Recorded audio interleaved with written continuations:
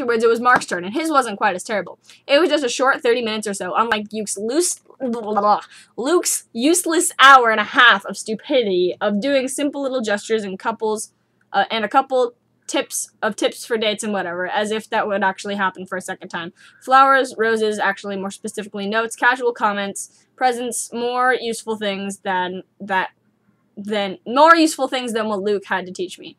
Roses have meanings, Mark had told me, and I smiled lightly, already having known that. As he continued, he acknowledged that fact. And you already knew that. I could tell by your choice in color for that flower pot for Sid. And what appropriate choices, little brother. I knew there was a little bit of laughter in his greenish eyes. If only she knew, I said, leaning on my elbow against the armrest of my chair. Maybe she does, Mark continued, shrugging and moving on to the next subject.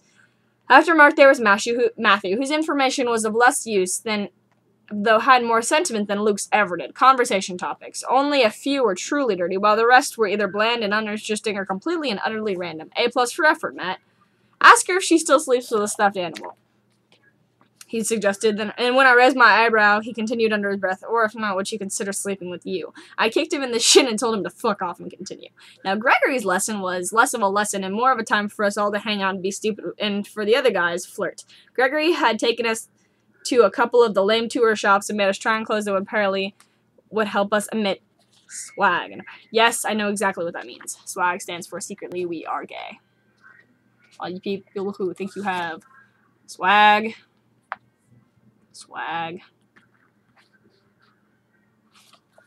you don't. Why is there only number 38? Luke asked a relatively pretty brunette store clerk about a t-shirt, and she raised an eyebrow at him shyly. I was just wondering because I wanted a number 69 instead. The lady laughed, and perhaps a little bit flirtily. Doesn't everybody? As she finished folding a shirt, turning around to walk away. Luke grinned at her and slipped her a paper with his phone number on it. Call me, and maybe we'll make that 69 shirt sometime. She giggled, and though she took the slip nonetheless, and walked away with her cheeks burning a bright shade of red. And that's how it's done, little bro, Luke said to me when I came over to him. I shook my head and laughed at that. Not in Sid's case, Luke. Not in Sid's case. Try that with Sid, and we'll see how well that technique rolls over with her, I told him dryly, crossing my arms. The second a glitter of an idea sparked up in Luke's greenish eyes, I immediately regretted saying that. I'm so sorry, Sid. Sid? I didn't even technically sleep last night.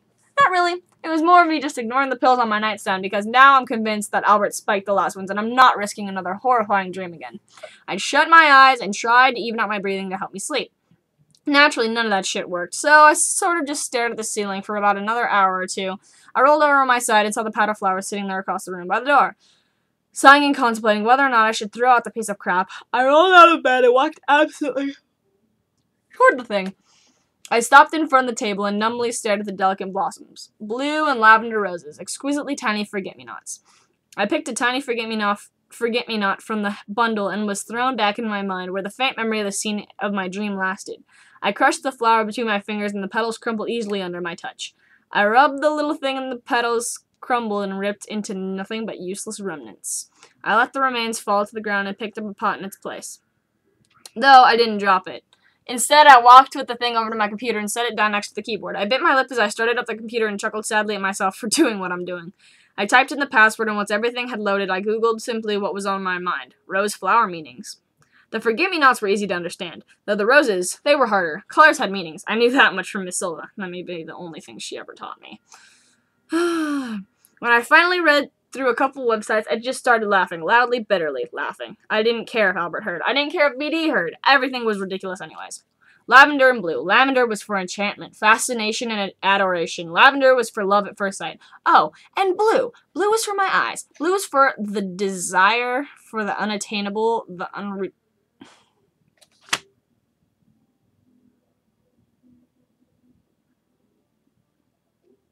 What?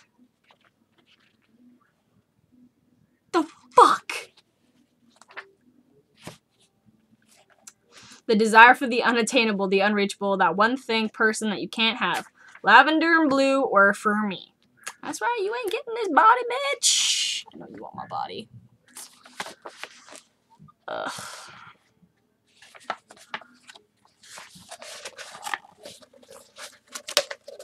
Pow! Angelica, what? No. Flowers, no. Okay, first of all, I would throw them off a roof like I did in my dream.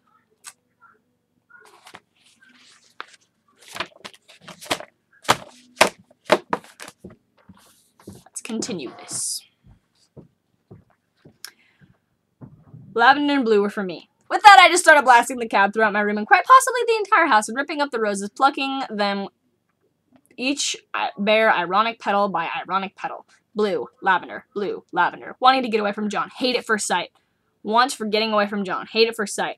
I ended up falling asleep at maybe around 7 in the morning, then waking up at 8 o'clock a.m. when Albert burst through the door yelling loudly, "Get your ass in gear, Sid, we're going to the beach." Well, the wharf, but whatever.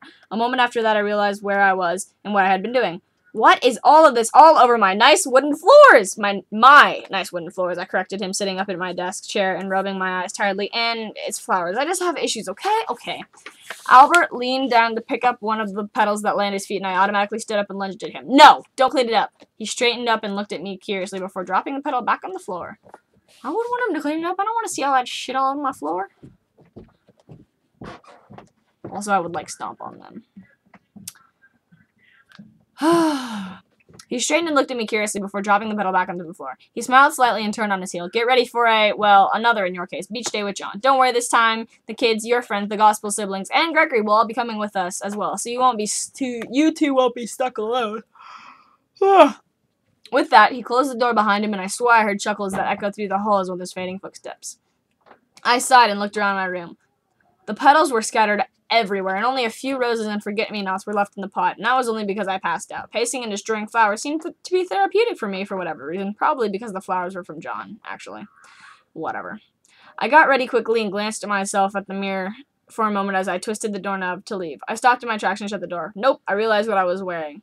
An outfit a little too similar to what I had worn in my dream, and immediately changed again. A cheap t-shirt, a hoodie, jeans, and Converse. Easy fix. I slipped out of the door and walked downstairs grudgingly. Could I not have slept in? Really? John, as well as his siblings and Gregory, of course, were all waiting for me in the living room. How did they get into my house? Why would people let them into my house? They are just, like, sitting in my house. They're like Cameron. They just walk into my house. I keep saying my house. House. My house. My house. No. I love the fact that Albert, like, is in charge of all my stuff, and he's just like, oh, no. And I'm like, aren't I in charge here? And he's like, no! And I'm like, ah! Okay.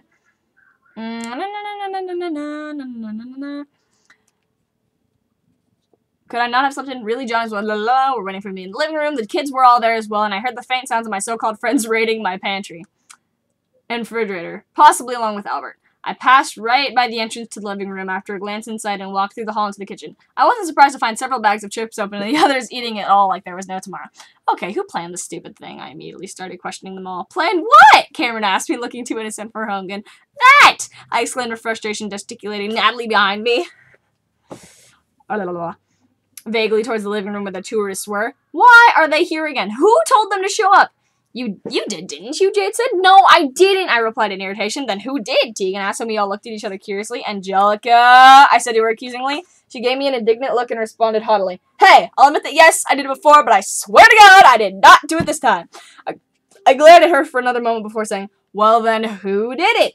I locked eyes with Cameron, who had been eerily quiet. Oh my freaking God, Cameron. What? She said naively, innocently, obviously. I didn't do anything. And under her breath, much. Cameron, I swear to God, I didn't do anything. I only invited them over to hang out, and then Luke suggested something about the beach, and then I didn't know what to say because what else am I supposed to say to a tourist? Cameron tried to protest her side of the story. The German tourists that rule in everything, I asked sarcastically. Oh, I don't know. Maybe don't leave the fucking hotel unless you're leaving the country, or don't even fucking bother Sid, or she will fuck up your face. Yes? Just shut up, Sid, Tegan said. Calm down. Shit happens, so just get your ass in a gear and let's go hang out with some Germans and possibly get them to run out of the country through our own personal weirdness. I sighed dejectedly and stared down at the ground before laughing slightly and saying, fuck it, let's go. But if any one of them touches me, or any of you, without your consent, we are beating in their faces and shipping them back to Germany in a crate. Except for Gregory. Except for Gregory, the others agreed, nodding. I herded them out of the door and stopped for a moment in the doorway, wallowing in the possibilities of what horrors are probably going to ruin everything in California. After a moment, I accidentally half stumbled and half walked after the others. I truly and utterly did not want to do this again.